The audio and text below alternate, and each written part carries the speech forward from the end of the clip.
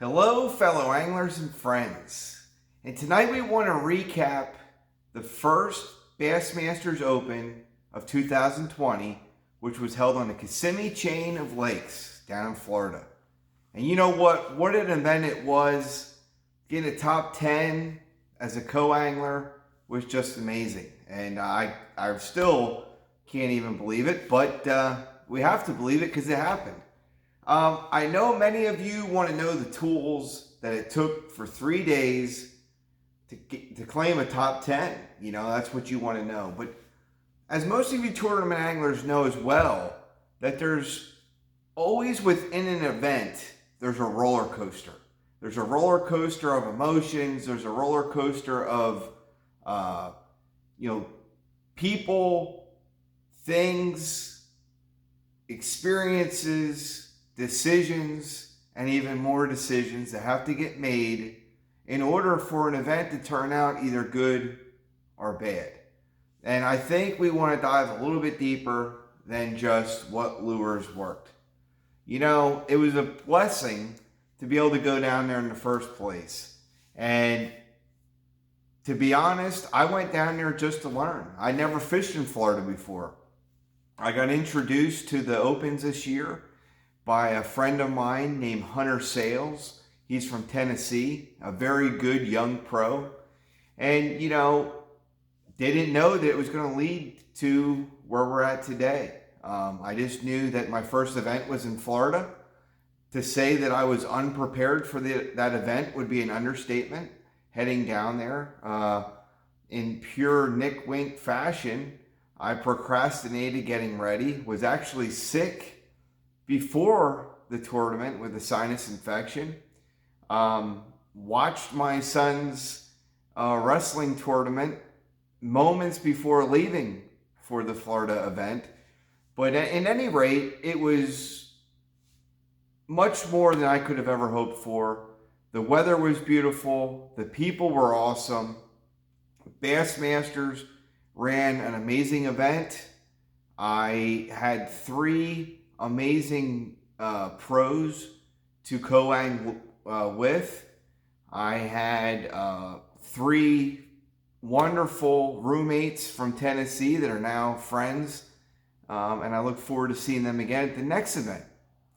Now, when we get into the actual event itself, you got to realize that there's much more involved in these events, whether it's Bassmasters, Opens, Elites, or on the FLW side, whichever it may be.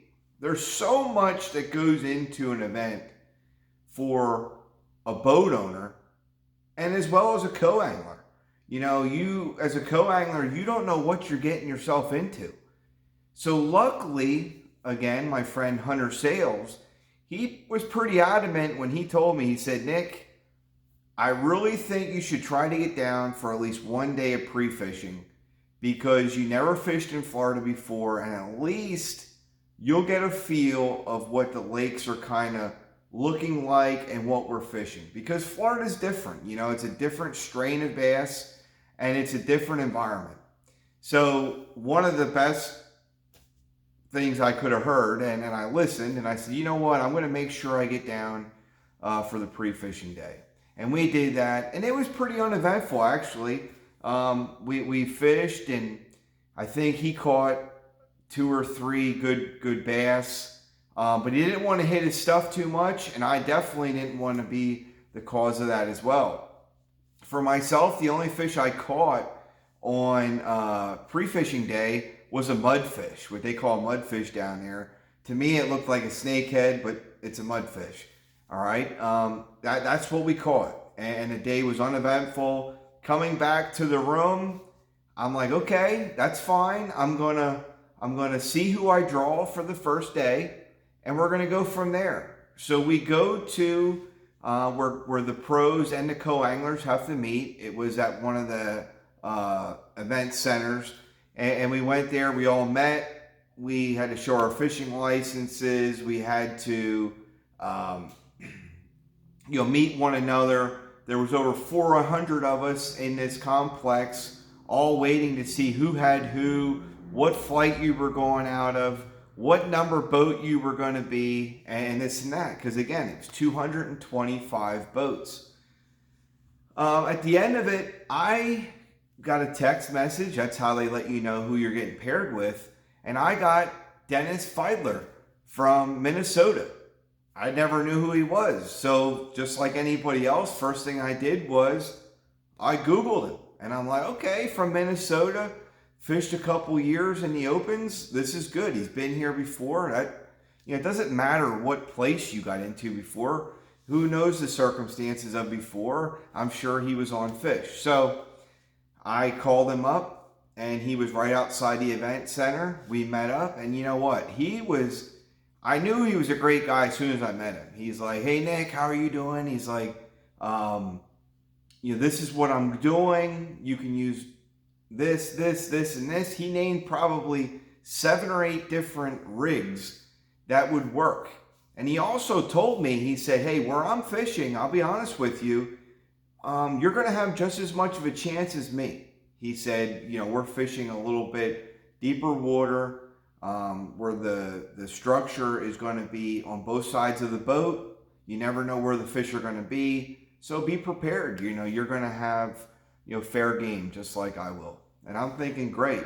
So we set how we wanted to meet up in the morning, which I met him at his boat dock. He had a dock. It worked out great. We drove over to the ramp, and we got ready for blast off. We had a great conversation when we got there. Just a wonderful guy. And we got ready for fishing. We were boat number 4 on the first day. So when you're boat number 4, you don't have a whole lot of time to prepare for what's about to happen. And I'm open for anything. I'm here, and how I view myself as a co-angler in these events. And I don't know how other people do, but this is just what I do.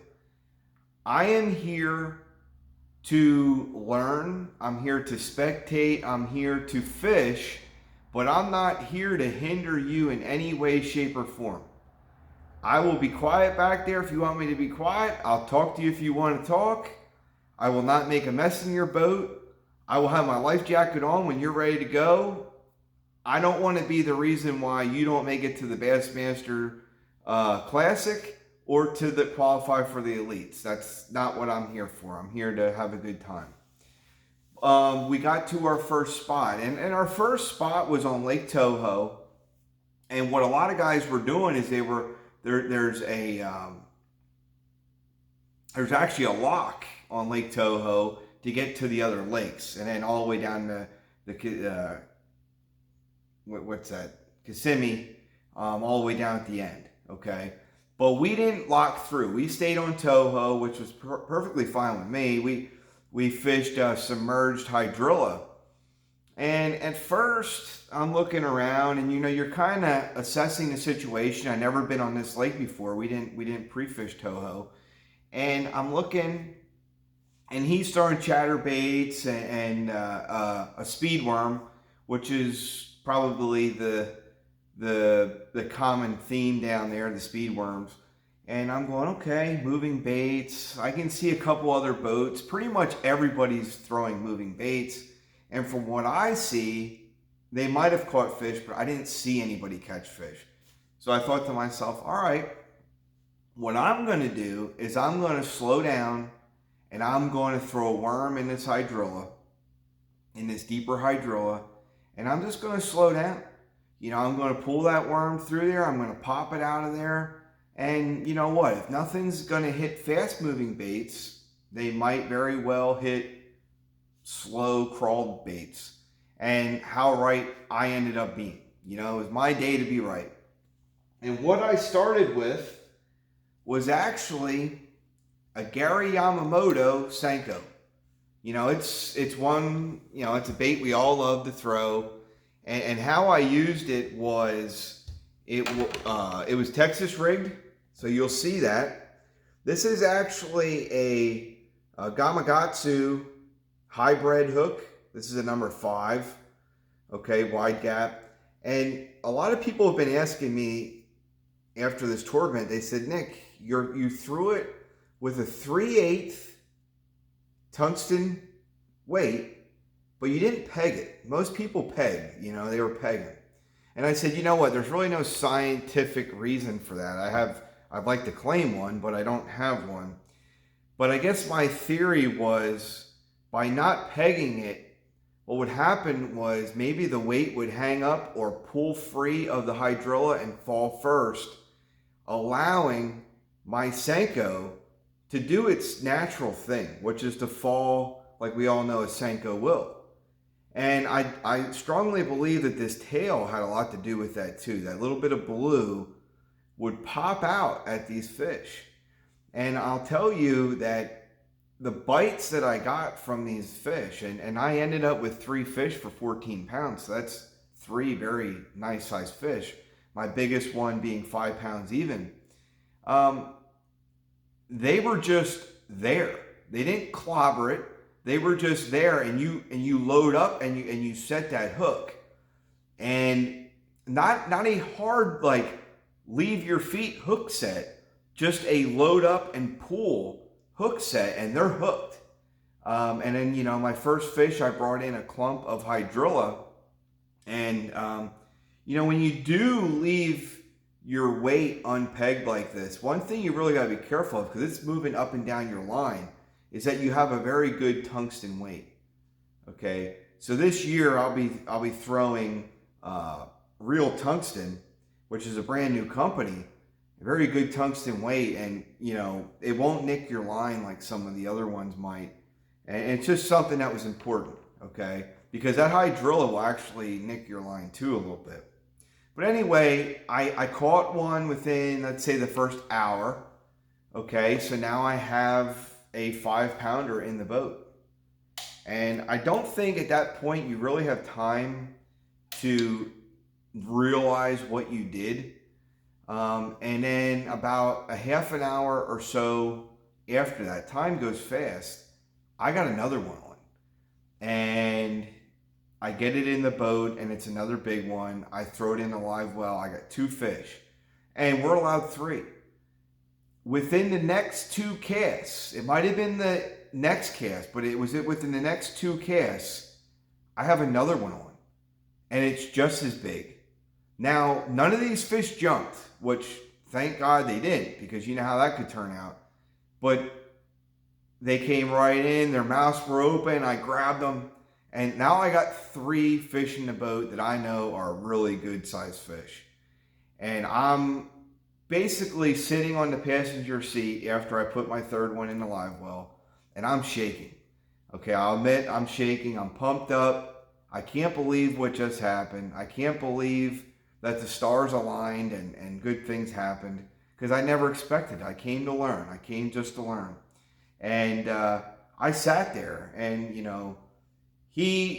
Dennis was nothing more than happy. He was just like, wow. I mean, even after my 2nd fish, he's like, hey, if you catch one more that size, he goes, you're going to be in the top 10 in this tournament. And I didn't really have any know of what he's saying. I'm just fishing in the moment, going with it. It's probably better that you don't know. But when I caught that 3rd one, he goes, wow, Nick, he goes, you have a good bag. And he's such a nice guy. And again, I'm not here to take away. Obviously I'm here to catch him if I can. But knowing that I have a really good bag, I said to Dennis, I said, look, I'm done. I said, I'm not here to beat you up. You need to catch fish because you're trying to qualify for the elites. And if you win this tournament, you could fish the Bassmaster Classic. And I didn't tell him this, but I just said, look, I'm not here to beat you up. I'm going to sit for a while. You do your thing. I'm not in your way. I don't want you to even think about me. I'm sure you're already thinking enough about these 3 fish. Again, I didn't tell him that, but I'm thinking this. I know how it is because I'm a boat owner. And sometimes when you're getting the snot kicked out of you by the rider, you can't help it. It's human nature to let it get in your head. So I ended up sitting, and Dennis goes, he fished for a little bit, and he goes, hey, you wouldn't happen to have one of them worms, would you? I said, look, you can have whatever you need. I need you to, I want you to catch fish. So he put one on, and I think within a couple casts, he had 2 4-pounders. So it worked out really great. You know, that bite did die down then. I ended up catching a couple more fish, nothing that would have helped, but some more keepers with a speed worm, just like everybody else was throwing. It's just a zoom speed worm. This one here I did have pegged. This is a 3/16 weight. Again, tungsten. It's again that 5-odd hook. The Gary, or not the Gary Yamamoto, but the Gamakatsu hybrid hook. I really like that. I think the hook lays out there a little bit further. You get a nicer hook set, a little bit easier to Texas rig as well, and keep that bait. I like to bury that hook a little bit more than most people do, to keep it weedless. And what I was doing with this bait was, I was basically, at first I was just reeling it like everybody else would, slow.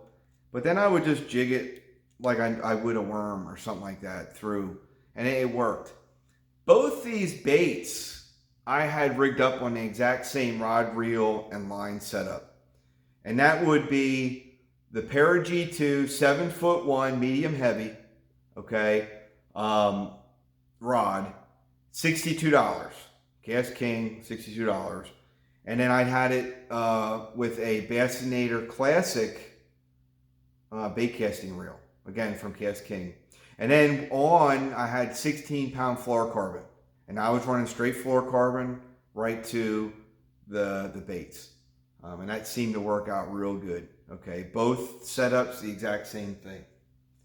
Okay, so that was pretty much day one. Okay, so I think I caught maybe 6 keepers day one. Again, the first 3 were monsters, and then after that, just, you know, some stragglers, probably, you know, 14-inch, 13, 14-inchers. But fun nonetheless. Going into weigh-in that afternoon was just amazing. You know, you get to go over the stage, and Dennis actually weighed in before me, and he pretty much told the scale master, he said, look, my co-angler Nick's coming in, and he's got a good bag. And, you know, I just can't really thank Dennis enough. He's just an amazing guy. And, you know, I went up, I weighed my fish in, I got excited, I gave the good old, you know, fist pump. And you know, that day was history there. I think I didn't really pinch myself until way after the tournament was over. You know, I didn't have time to think. You're going back to the room that night, you know, with the guys. It was, you know, how'd you do? How'd you do? And it didn't really hit me till that night that I'm sitting in second place as a co-angler. Okay, what did second place mean at that time? I don't know. Because, again, things are moving fast. I'm probably better off not knowing at that time. Sometimes you're better off not knowing what to worry about. You just go. Again, you get a text message that night telling you who you'll have the next day. So the next day, I'm lined up to have Kyle Walters, and he's from Florida. So, you know, I put a message out on Facebook and said, hey, you know, I'm going to have Kyle Walters. He's a pro down here. And I didn't know how good he actually was on those waters. And it was pretty cool. I called him up, said, hey, I got you. You know, it was a quick conversation. Met him in the morning, and right away he's like, hey, my boat's your boat. Do what you got to do. You know, set up. It worked out perfect. And we got on the water. We were boat 221 or something like that. So we really got the weight. But then we'd get to fish later in the afternoon until about 5:15. We ended up running and locking down into the Kissimmee, Lake Kissimmee. And it was totally different fishing. So now we're fishing that 2 to 3 foot water, a little bit different. Had to make some adjustments. And, you know, that same setups that I was using the day before was not going to work where I was. Maybe that speed worm would have worked. I didn't try as much as I should have. I ended up catching my one fish that day with a again, the same Senko, but instead of having the 3/8 weight unpegged, I actually was pitching around a 3/16 weight pegged. Okay, and we were pitching a lot of Kissimmee grass, also the lily pads, things like that. Okay, he was a very fast fisherman, very good at moving water. And there's some things I should have done a little bit different looking back. Probably threw some more swim jigs, chatterbaits, things like that. Kind of maybe fishing differently than my boater. Okay, sometimes you get caught up in what they're doing, and that can happen really easy. I also probably subconsciously was a little worried about maybe not, or maybe making the final third day. That was something that was on my mind. He was talking about like a 16 pounds would probably make it. With my one fish, it was a 2 pound 11 ounce, so it did get me to the third day.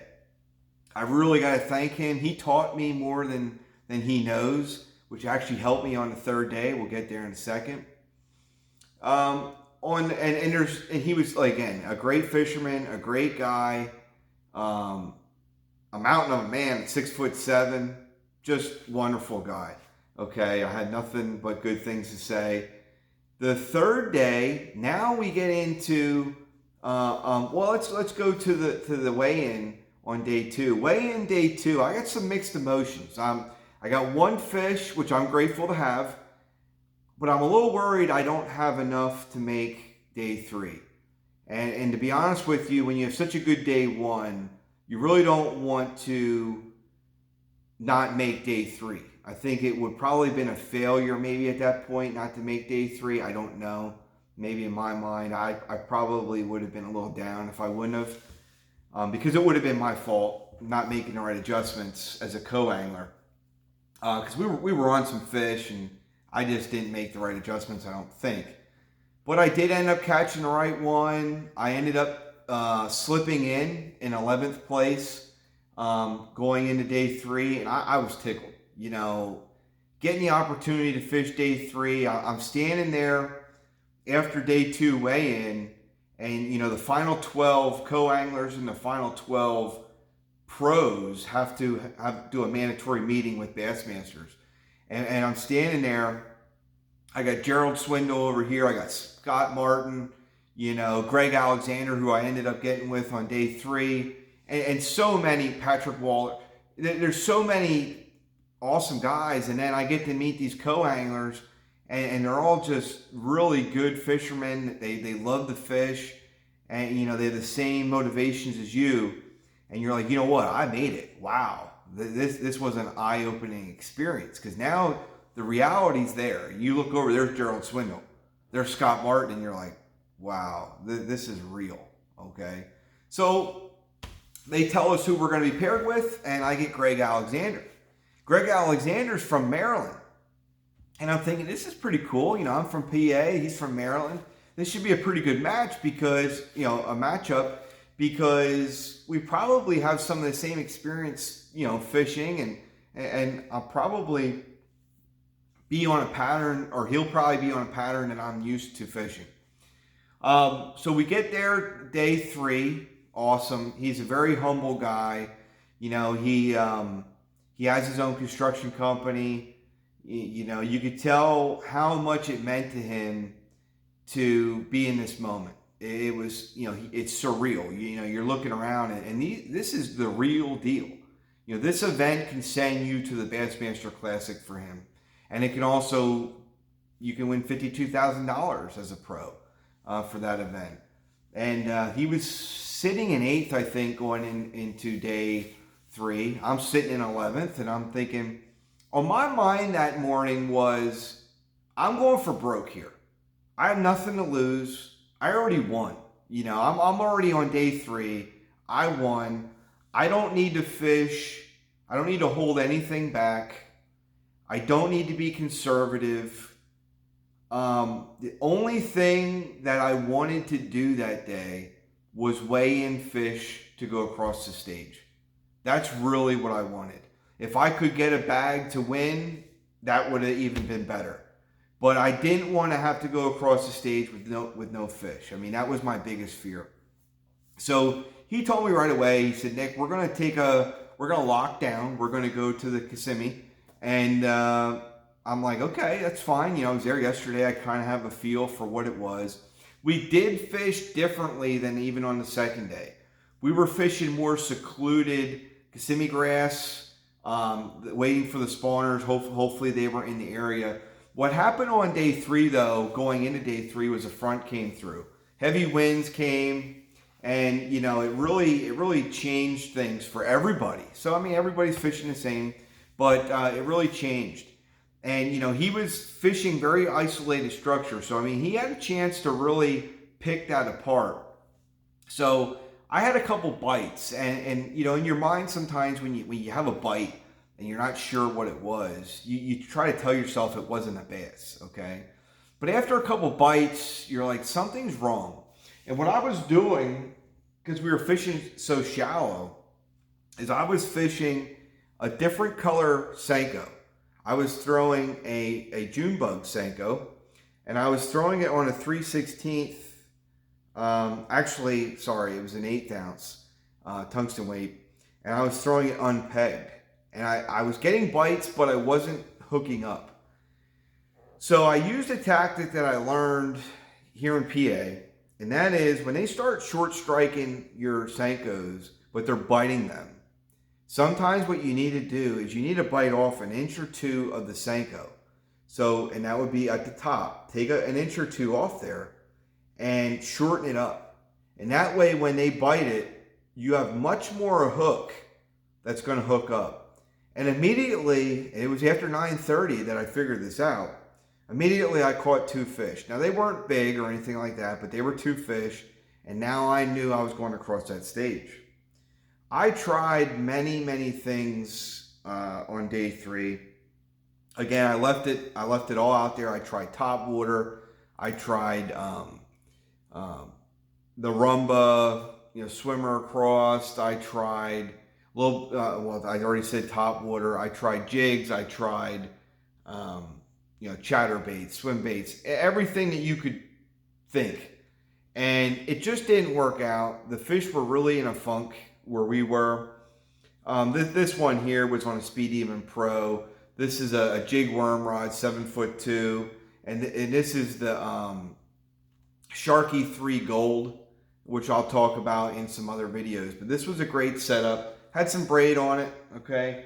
Cast Pro braid. Now, I said I learned something from Mr. Walters on day 2. And I really did, okay? And he was flipping mats. I mean, the thickest stuff you'd ever see. I wouldn't even think something would live in that stuff, but it did. So on day 3, Greg's, you know, fishing along and kind of limited places to cast. And I start to see this real thick stuff that Kevin was fishing on day 2. And I go, okay, I've seen this movie before. So I pulled out my flipping stick, which I brought with, and 65-pound braid, Cast Pro braid. And I said, you know what? We're going to set something up here. So we put on a 1.5 ounce tungsten weight, okay? And we pegged it, We put a flipping hook on here, and this is a Zoom. What are these called? Vibe crawls, I believe they're called that. And what it was is, for me, in my mind, it was the perfect bait to slide right through all that thick stuff. And then when it goes through, it's going to flutter right down in there. And I'm pitching around a little bit or flipping it around, and nothing. But it's working, just like I seen him do the day before. And, you know, when it would fall through that stuff, there was probably that much water, let's say, you know, 8, 10 inches, maybe a foot of water underneath there. And it's falling. So I'm like, okay, it works, you know. I'm flipping it in there. And then finally I seen this stick in the water coming out of the thick stuff. And I flipped into that stick. And I'm telling you, as soon as this went through that mat, That fish about took the rod out of my hand. That's how hard it hit. First time I ever did it. First time I ever caught a fish doing it, and that was my third keeper for the day and my biggest keeper for the day. And I was really, really excited about that because, again, I went down there to learn, and I did. I learned some stuff. I learned some things I could have done a little bit different, but I'm not in the job of shoulda, woulda, coulda. We did great. We did real good. So ended up catching 3 fish. I was pumped up. I was pumped up for Greg because he did real good too that day. And we went to weigh-in. We go to the ramp. We had to drive 20 miles to Bass Pro to go to weigh-in, you know. And I had an experience with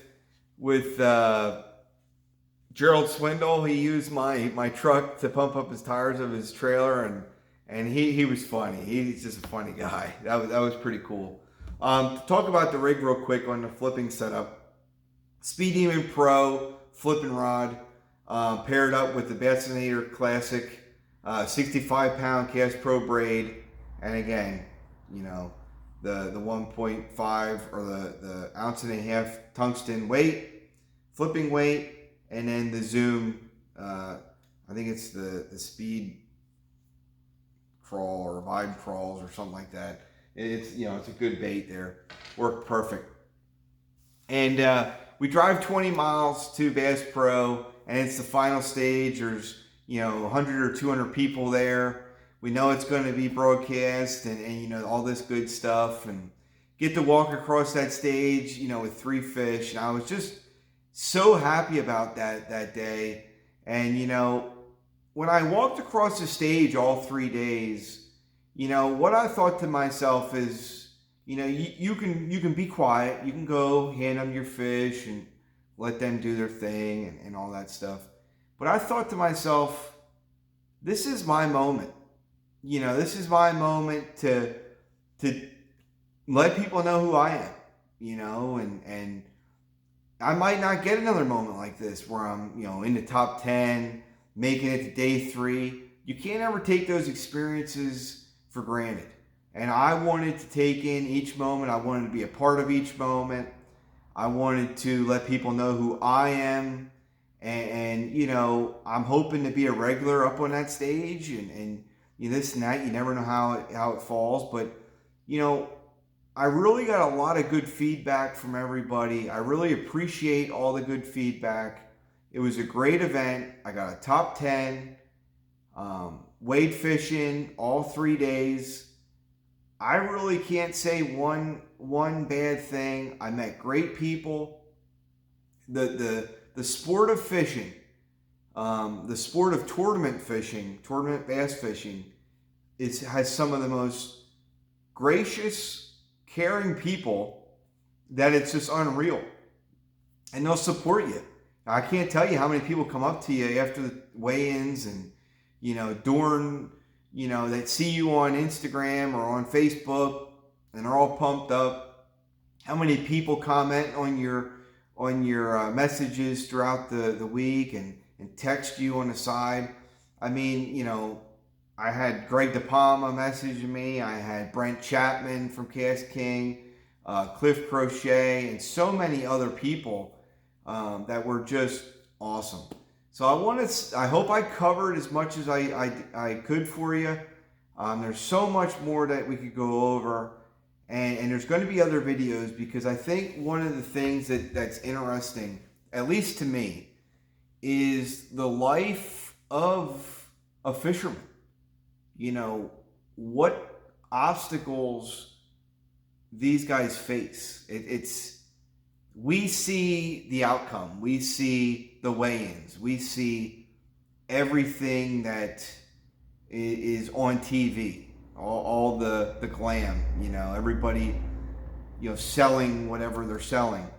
But there's so much more that goes into it that's just the human part of it. You know, a lot of work. And it really opened up my eyes to how much work and dedication this type of tournament, these 3-dayers, and even more days with pre-fishing and all that, it's not for the faint of heart. You know, you're not just going to show up and beat these guys. These are the best of the best. These guys live, sleep, and love bass fishing like no other. And that was really cool to see because that's how I feel. So I hope you enjoyed this video. If you have any questions, please comment, and thank you.